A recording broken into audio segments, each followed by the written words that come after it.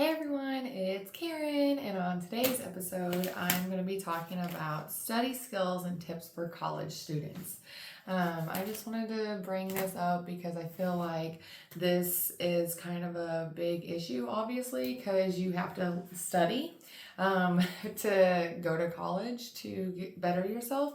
So I'm just going to bring up some little tips and stuff that I found that was helpful. So here we go. Let's dive right into it, okay? So to excel in college, you obviously have to focus on your activities and your schoolwork of learning it. And then regular reviews, effective time management, creating a conductive study environment, prioritize your tasks, take breaks, and seek help when needed. So I'm going to just run down a few, like I said, a few tips that I have found that were helpful.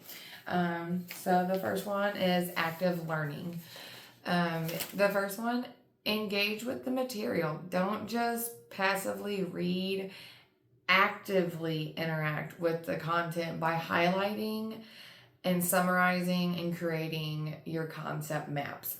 So what that kind of means is just find pretty much your groove of how you want to study, how you learn.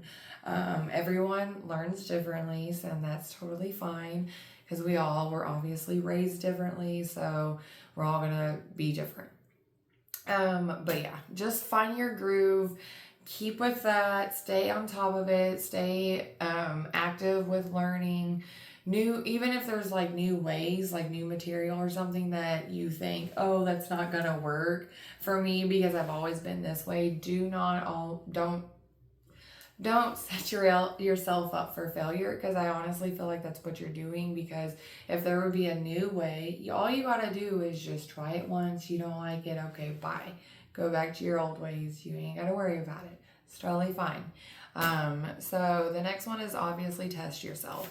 So what I mean by that is regularly test your knowledge through flashcards, practice problems, or explaining concepts out loud. Because when you talk to yourself, like when you're listening to yourself, you understand yourself better than you understand anyone else explaining something to you. So it's easier. Yeah, you have to learn it from someone teaching you, but once you learn it and then you can adapt to that learning, then you can change it into your learning ways, and then there you go. You learned a new way to study. And then rewriting notes. Rewrite your notes in your own words to reinforce understanding. Again, like I just said previously, learning it from the professor, they teach it a certain way. So then you have to understand what they're trying to say in your own terminology, a way of for you to understand. And then once you understand, then you can just rewrite it. Like I said, rewrite, reword, talk to yourself differently. However you need to talk, just learn the material that way. And then reread chapters, summary, and outlines. I feel like that really helps the most, because that obviously is the two highlighted parts of your whole entire chapter. So that really pinpoints everything that is the main points within that book or that chapter or whatever. So reviewing chapter summaries and outlining to grasp the main point. Pretty much what I just said. The second tip is regular review. Review frequently. Don't wait until the week before an exam to start. Continuously, at least once a week, study, learn something, try to relearn it again, because you're learning so many new materials throughout the week. You're not going to be able to remember the first chapter, and then by the time you get to your midterm, you're only paying attention to the last 2 to 3 chapters, depending on how big the book is. So you really need to continuously refresh yourself so that you can stay on top of things. So regular review frequently, how I just said, and then don't wait until the week before. And then space area. So you need to, when I say space area, I mean like space out your timing and your homework, your studying, all of that.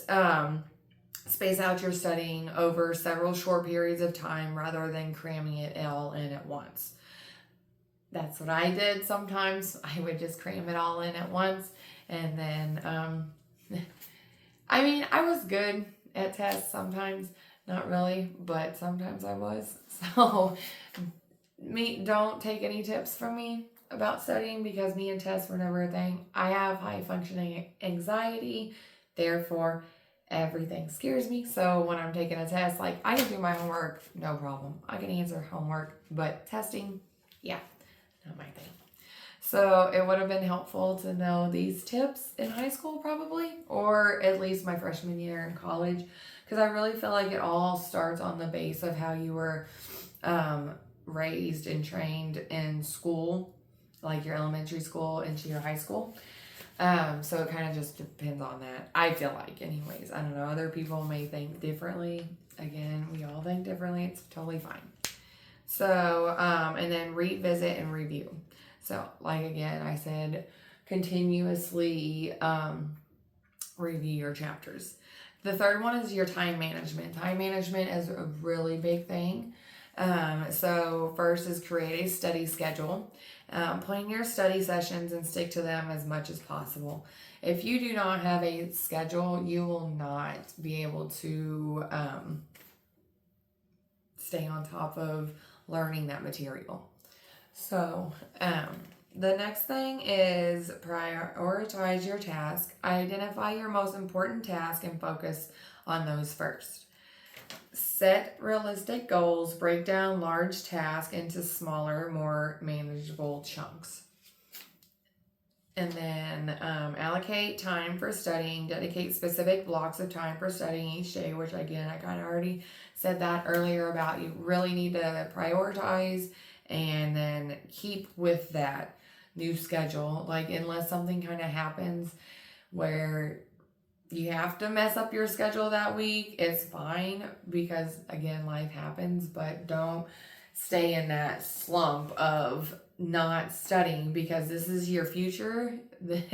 You need this for your future is all I keep saying. When I was working at Lincoln, and to myself and honestly anybody, you need education. So, and then take breaks. Short, regular breaks can help improve focus retention.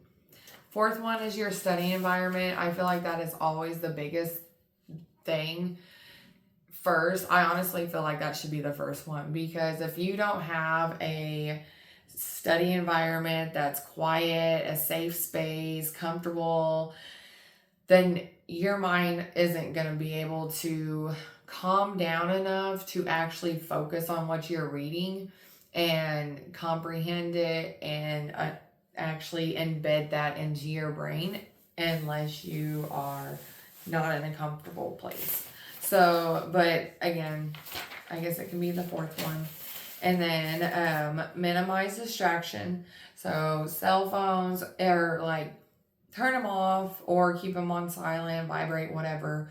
Or tells your specific people like, hey, this time on this day or this time every day, I study. Please don't contact me unless you're literally in the hospital or like it's an emergency. Like I shouldn't have said the hospital, but in an emergency.